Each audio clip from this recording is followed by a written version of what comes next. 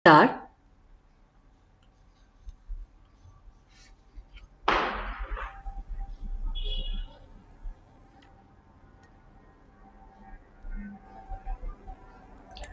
नमस्कार, मैं डॉक्टर शालू। मैं आप सभी को समशुद्धि नेचर क्योर हॉस्पिटल और ओजस नेचर क्योर हॉस्पिटल की तरफ से प्राकृतिक चिकित्सा दिवस की बहुत बहुत बधाई देती हूँ। ये सभी प्राकृतिक चिकित्सकों के लिए बहुत ही हर्ष का समय है कि नेचुरोपैथी डे एक राष्ट्रीय स्तर पर मनाया जाता है। आज हम प्राकृतिक चिकित्सा के बारे में फिर से बात करेंगे और फिर से एक छोटा-सा एक रिवीजन करेंगे कि हमारी बॉडी में जो पंच महाभूतास है, जिससे हमारा शरीर बना है, वो हमारे शरीर के लिए कैसे ज़रूरी हैं और कैसे पंच महाभूतास को बैलेंस करके हम अपनी बॉडी को डिज़ीज़ फ्री रख सकते हैं। तो आइए बात करते हैं पंच महाभूतास के बारे में। देखिए, जैसा कि हम सब जानते हैं, प्राकृतिक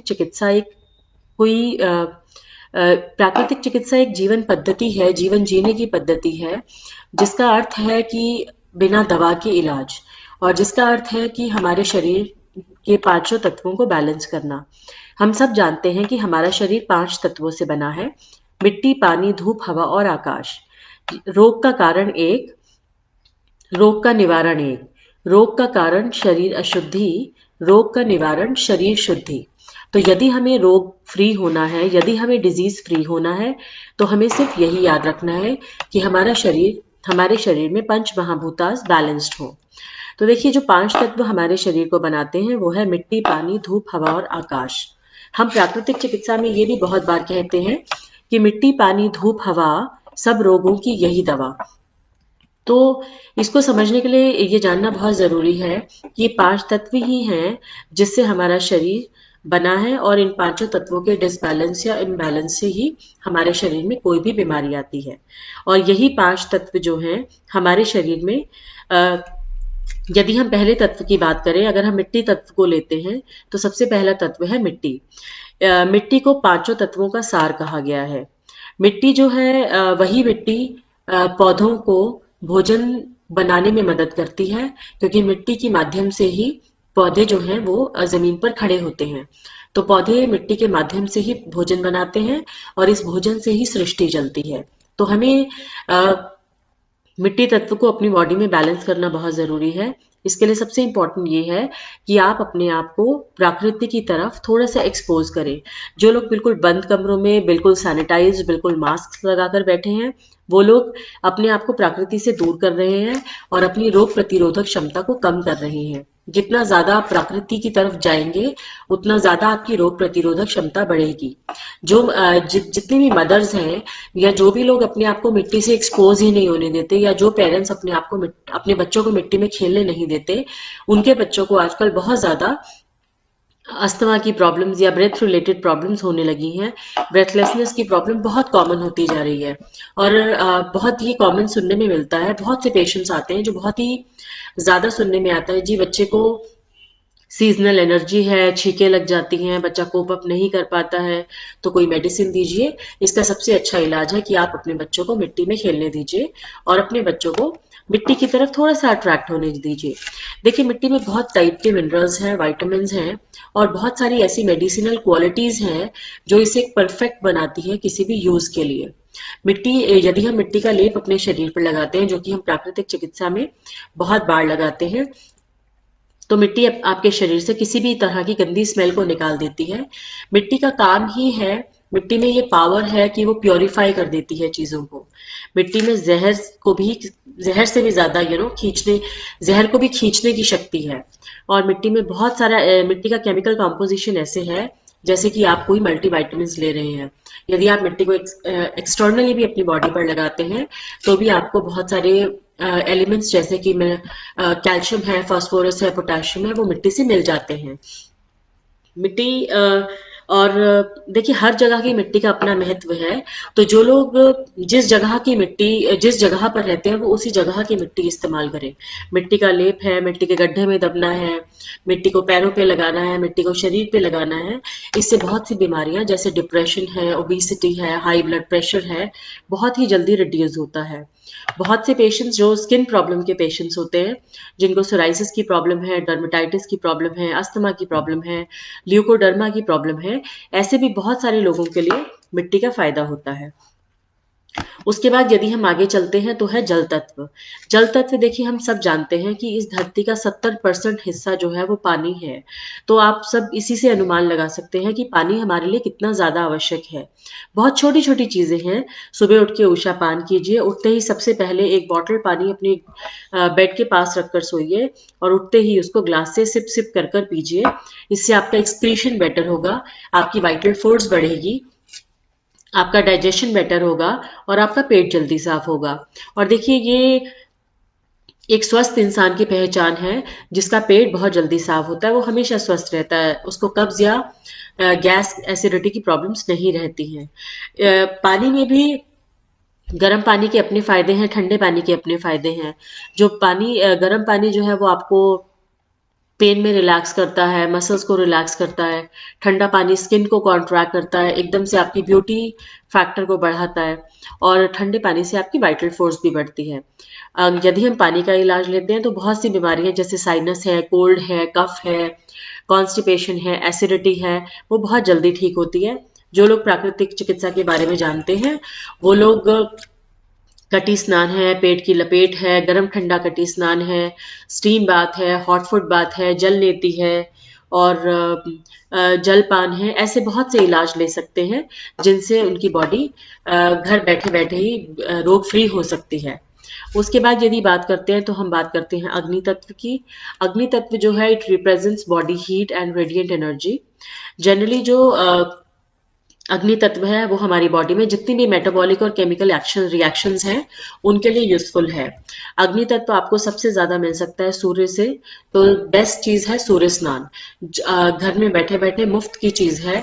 आप सिर्फ सूर्य में जैसे जैसे आप सुबह दोपहर को 2 बजे से पहले पहले जो सनलाइट होती है, आप उसमें एक महीन सा कपड़ा पहनकर बैठ जाइए। 40 से 45 मिनट बैठिए, पानी पीकर बैठिए, सर पे ठंडा गीले पानी का तौलिया रखकर बैठिए और शरीर को पसीने पसीने हो जाने दीजिए। जब शरीर बिल्कुल अच्छे से पसीने पसीने हो जाए 40-45 मिनट के बाद, या फिर आपको बहुत अच्छा सेक लग जाए, तो आप अंदर जाकर बिल्कुल इस मौसम में बिल्कुल हल्के गर्म पानी से स्नान कर सकते हैं। ऐसा करने से जिन लोगों को जोड़ों की प्रॉब्लम है, अर्थराइटिस की प्रॉब्लम है, जिन लोगों को बहुत ज़्यादा बॉडी पेन्स रहते हैं, बॉडी हमेशा थकी-थकी रहती है, जो लोग डिप्रेस रहते हैं, उनको बहुत ज़्यादा फ़ायदा होगा। और बहुत सी और भी बीमारियां हैं जिनमें अग्नि स्नान का बहुत ज़्यादा फ़ायदा होता है। उसके बाद हम चलते हैं वायु तत्व पर। वायु तत्व जो है वो शरीर के लिए बहुत यूज़फुल है। जितने भी हमारे बायोलॉजिकल प्रोसेसेस हैं बॉडी में, सभी के लिए हमें वायु की ज़रूरत है। वायु is the air, nothing but the air that you inhale. You inhale, you exhale, you inhale, you exhale. लेकिन अगर आपने कभी सोचा अगर हमें वायु ही ना मिले, जैसा कि कोरोना ने आप सबको सिखाया है कि आपने मास्क पहनकर रहना है, इसका मतलब क्या है कि मास्क की जो बाहर की वायु है वही दूषित है, उसी में जर्म्स हैं। लेकिन क्या आपने कभी सोचा है कि मास्क लगाकर शायद हम ज़्यादा जल्दी बीमार हो जाएँगे? क्योंकि जो मास्क के बिना ज़िंदगी थी वो बहुत ही अच्छी थी। इसलिए हमें ये समझना बहुत ज़रूरी है कि अगर हमारे आस-पास की वायु शुद्ध है, तो हम हमेशा स्वस्थ रहेंगे और वायु को शुद्ध करने में हमारा अपना भी बहुत बड़ा योगदान है। तो वायु स्नान के लिए सबसे ज़्यादा इम्पोर्टेंट है प्राणायाम। आप लोग अपने टेरेस पे जाकर प्राणायाम कर सकते हैं। हाँ, जिन लोगों ने ये सोच लिया है कि कोरोना वायरस के दौरान या घर बैठ के उन्हें प्राणायाम भी नहीं करना, तो वो लोग सिर्फ और सिर्फ अपनी सेहत के साथ खिलवाड़ कर रहे हैं। आपको डीप ब्रीथ ज़रूर करना है। जितना ज़्यादा डीप ब्रीथ करेंगे उतना ज़्यादा आपके फेफड़े अच्छे से काम करेंगे और आप ये वायु स्नान घर में रहकर भी कर सकते हैं। इनकेस आप बाहर नहीं जा पा रहे हैं, जो घर में बड़े बूढ़े हैं, वो अपने घर में ही तेज-तेज चक्कर लगाएँ। जिससे क्या होगा, शरीर को बहुत ज़्यादा ऑक्सीजन की ज़रूरत पड़ेगी और शरीर बहुत लंबा गहरा सांस लेगा। तो वायु स्नान बहुत ज़रूरी है। इसको आप प्राणायाम की प्राणायाम के तरीके से ले सकते हैं, मॉर्निंग वॉक के तरीके से ले सकते हैं। हम सब जानते हैं हमारे शरीर में दो स्वर हैं, सूर्य स्वर और चंद्र स्वर। सूर्य स्वर है राइट वाला नॉस्ट्रिल और चंद्र स्वर है लेफ्ट वाला नॉस्ट्रिल। तो हमें we have to make sure that both the nostrils are working properly. तो एक बार ऐसे कीजिए, इस वाले नॉस्ट्रिल से लंबा गहरा सांस लीजिए, छोड़िए, फिर इसको ऐसे कीजिए, लंबा गहरा सांस लीजिए और छोड़िए। You have to make sure कि आपकी ब्रीदिंग बिल्कुल प्रॉपर है। जितना ज्यादा आपका ब्रीद अच्छा होगा, उतना ज्यादा ही आपके ब्रेन तक ऑक्सीजन पहुंचेगी। और जिन लोगों को हमेशा डिप्रेशन रहता है, एंजाइटी रहती है, बहुत गुस्सा आता है, उन लोगों के लिए बहुत ही ज्यादा लाभदायक और मुफ्त का इलाज है। और अ, प्राणायाम करने के लिए कोशिश कीजिए, जिन लोगों को कोई बीमारी है वो भ्रामरी प्राणायाम, भस्त्रिका प्राणायाम, शीतली प्राणायाम, शीतकरी प्राणायाम, ये सब भी सीखिए। आजकल देखिए सब कुछ बहुत इजीली अवेलेबल है, तो थोड़ी सी मेहनत करनी है और घर बैठे बैठे आपका इलाज बहुत ही इजीली पॉसिबल है। उसके बाद हम बात करते हैं आकाश तत्व की। आकाश तत्व का मतलब है खाली स्थान। जहां भी खाली स्थान है वो सब आकाश तत्व है। तो हमारे आसपास का जो वायुमंडल है वो भी हमारे खाली स्थान में कहीं ना कहीं आता है। तो यदि हम प्राकृतिक चिकित्सा की बात करते हैं तो दो चीजें हैं जिनसे हमारा आकाश तत्व पूरा होता है। मैंने आकाश तत्व को आखिर में इसीलिए लिया क्योंकि हम इस पर थोड़ा सा लंबा चर्चा करेंगे। देखिए आकाश तत्व जो है वो आपको मसाज से प्राप्त होता है। जो तेल मालिश होती है उससे आकाश तत्व की प्राप्ति होती है। तो जिन लोगों को भी थोड़ी बहुत तकलीफ रहती है पैरों में, हाथों में, वो अपने आप घर में थोड़ा सा तेल लीजिए और अपने हाथों से अपने शरीर की मालिश कीजिए। उसके थोड़ी देर बाद गर्म पानी से नहा लीजिए। आपके शरीर में किसी भी दवाई खाने से मच मच बेटर है ये सोल्यूशन। सेकेंडली, उपवास तत्व का अर्थ है फास्टिंग। फास्टिंग को हम थोड़ा सा डिस्कस करेंगे। देखिए अब जब हमने ये जाना कि पिछले 6 महीने से काइंड ऑफ लोग लॉकडाउन में थे, आफ्टर मिड मार्च में लॉकडाउन लग गया था अराउंड 21, और उसके बाद लोग लोग लॉकडाउन में ही थे। और जैसे जैसे लॉकडाउन पीरियड ओवर हुआ, then we had lot of festivals coming, Diwali, Dussehra and all those festivals. और अब बहुत सारी लोग वो हैं जो लोग बहुत लंबे टाइम से वेट कर रहे थे, अब मैरिजेस सीजन स्टार्ट हो जाएगा। तो कृपा करके ये ना सोचें कि अब खाने का समय है तो हम ठूस ठूस कर खाएं, क्योंकि आई एम श्योर कि जितने भी दिन आप लोग घर में थे आपने तब भी ठूस ठूस कर ही खाया है। तो उपवास का अर्थ है कि हमें हमेशा अपने शरीर में आकाश तत्व के लिए जगह रखनी है। तो आपको ये ध्यान रखना है कि आप कोई भी शादी पार्टी या कुछ भी अटेंड करें या आप घर में भी हैं, तो आपको अपने भोजन पर स्पेसिफिकली ध्यान रखना है। सेकेंडली, आपको ये ध्यान रखना बहुत ज़रूरी है कि जब भी आप मैरिजेस पर जाएंगे तो तीन चीज़ें बहुत इंपॉर्टेंट है। जब आप किसी भी फंक्शन में जाएंगे, फंक्शन अटेंड कीजिए, ज़रूर कीजिए, लेकिन नंबर वन, आपको फूड कॉम्बिनेशन का ध्यान रखना है।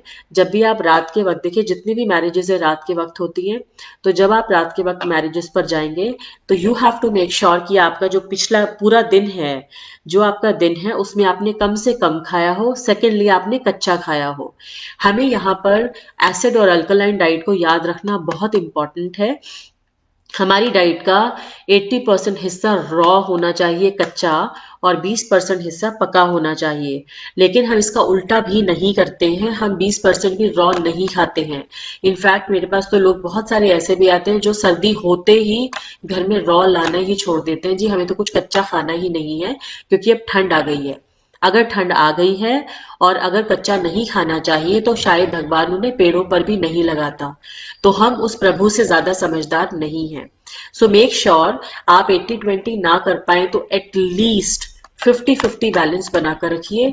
50% कच्चा खाएं ही खाएं, जब याद आए तब खाएं। लेकिन ऐसा ना हो कि आप रात को 9 बजे किसी शादी में गए हैं और जाकर अपनी चाट पकौड़ी कॉफी और सब कुछ खा लिया और एंड में आपको याद आया कि जी मुझे कच्चा खाना है, तो आप फ्रूट स्टॉल पर जाकर बैठ गए। This is the most wrong thing that we all do. फल जो है, फल की तासीर ठंडी है तो हमें फलों को रात को नहीं खाना है। तो किसी शादी या पार्टी का वेट ना करें। जिस भी दिन आपको मैरिज पर जाना है, मेक श्योर कि आपका पिछला दिन जो है, जो पूरा दिन है, वो पूरा दिन एक बहुत ही बैलेंस्ड फॉर्म में रहे। तो जब आप शाम को किसी फंक्शन में जाएं, खाएं, भूख से थोड़ा कम खाएं और एक प्रॉपर कॉम्बिनेशन में खाएं। दही रात को ना खाएं और फ्रूट्स ना खाएं रात को। कुक्ड खाएं या फिर बहुत ही दाल रोटी या सब्जी जो भी है बैलेंस करके खाएं। ये ना सोचें कि जितने स्टॉल हैं वो सब आपके लिए ही लगे हैं और आपको सारे चखने हैं। इस गलतफहमी में ना जाएं। तो हमें इस प्राकृतिक चिकित्सा दिवस पर आज हम सबको, इनफैक्ट हम सब नेचुरोपैथ्स को, ये हम सब नेचुरोपैथ्स के लिए भी बहुत बड़ा दिन है। और हमारी जो ऑर्गेनाइजेशन है, इंटरनेशनल नेचुरोपैथी ऑर्गेनाइजेशन, हम सब इससे एसोसिएटेड हैं और हम बहुत ही सालों से प्राकृतिक चिकित्सा दिवस इकट्ठे ही मनाते रहे हैं।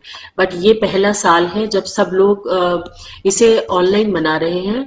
तो मैं doctor Anant Biradar, doctor Rajeev Agarwal, doctor Vinod Kashyap, doctor D N Sharma ji, हमारे जितने भी सहभागी हैं, इन सबसे इन सबको भी बहुत बहुत मेरा आभार कि हम लोग इस बार मिल नहीं पाए, लेकिन आप सब लोगों को हम बहुत मिस कर रहे हैं। तो हम सब लोगों के लिए ये एक शिक्षा रहेगी कि प्राकृतिक चिकित्सा दिवस पर हम सबको ही कच्चा और पके को अपनी डाइट में बैलेंस करना है। हमें प्राकृतिक चिकित्सा को अपनाना है। हमें एलोपैथी दवाओं से दूर रहना है। एलोपैथी दवा हमें सिर्फ और सिर्फ तभी चाहिए जब हमारे पास कोई भी इमरजेंसी सिचुएशन है। उसके अलावा 80% बीमारियों का इलाज हमारे घर में है। आहार ही औषधि है, ये हमें समझना बहुत ज़रूरी है। और हमारे घर में एक मल्टी स्पेशलिटी हॉस्पिटल है, जो हमारी किचन है, जिसमें अजवाइन है, दालचीनी है, मेथी दाना है, तुलसी है, कड़ी पत्ता है, ये सब चीज़ें हैं।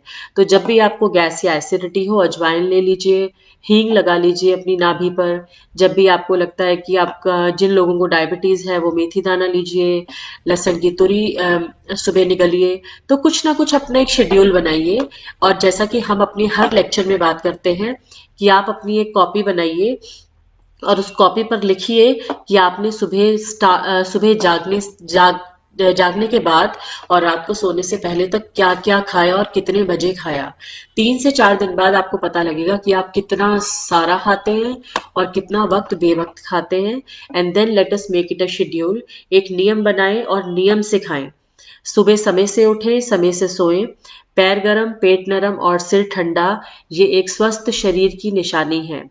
हमेशा प्रफुल्लित मन रहना, मन खुश रहना, अच्छी नींद आना, शरीर में कोई भी भारीपन नहीं रहना, हर तरह का भोजन पचा लेना, ये एक स्वस्थ शरीर की पहचान है। तो आइए हम सब आज प्राकृतिक चिकित्सा के दिन ये प्रण लेते हैं कि हम हमेशा अपने शरीर का ध्यान रखेंगे। हम अपने शरीर को बीमार ही नहीं होने देंगे। चिकित्सक के पास जाने से पहले हमें अपने शरीर की केयर खुद करनी है। इसी के साथ मैं अपनी वाणी को विराम देती हूँ और आप सबसे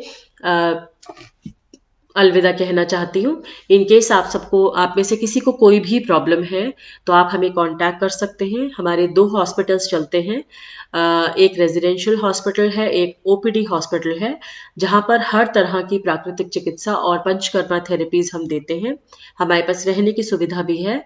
तो आप में से जो भी हमारे पास आना चाहे, हमें कांटेक्ट करना चाहे, समशुद्धि www.samshuddhi.com या समशुद्धि हमारा पेज है, वहां पर आप जाकर हमें कांटेक्ट कर सकते हैं या फिर आप हमारे नंबर्स पर हमें कॉल कर सकते हैं।